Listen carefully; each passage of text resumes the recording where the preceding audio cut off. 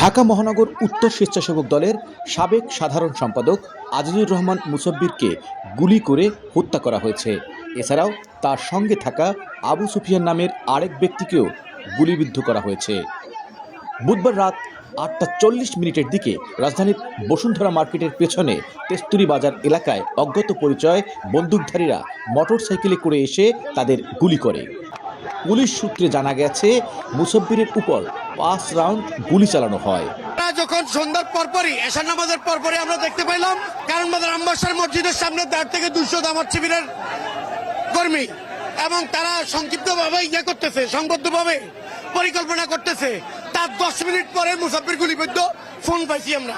একটা হোটেলের সামনে ওই গলিতে কে বা কারা তাকে গুলি করছে, এই খবর পেয়ে আমি এখানে আসছি। এখানে এসে তার দেখতে পেলাম এই অবস্থা। ঘটনার পরপর কারণ বাজার এলাকায় বিক্ষুব্ধ জনতা মিছিল করেন। এ সময় বিএনপি ও এর সহযোগী সংগঠনের নেতাকর্মীরা এই বিক্ষোভ মিছিলে অংশ নেয়।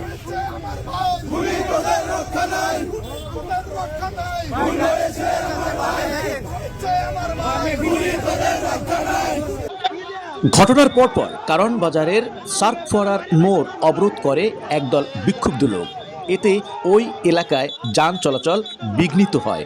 পরে রাত 10:30টার দিকে সেনাবাহিনী এসে বিক্ষোভকারীদের সরিয়ে দিলে যান চলাচল শুরু হয়।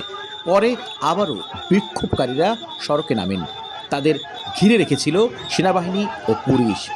বিক্ষোভের মধ্যেই পাশ দিয়ে যান চলাচল শুরু হয়। তবে এই ঘটনার পরপর কারণ বাজার এলাকায় পুরো থমথমে পরিস্থিতির সৃষ্টি হয় এবং সাধারণ নাগরিকরা উদ্বেগ প্রকাশ করেছেন। একের পর এক রাজধানীতে হত্যাকাণ্ড মানুষকে ভাবিয়ে তুলেছে। সাধারণ মানুষ প্রত্যাশা করছেন আইনশৃঙ্খলা পরিস্থিতির উন্নতি না ঘটলে জীবনযাপন করা অনেকটাই কষ্টসাধ্য হয়ে পড়বে।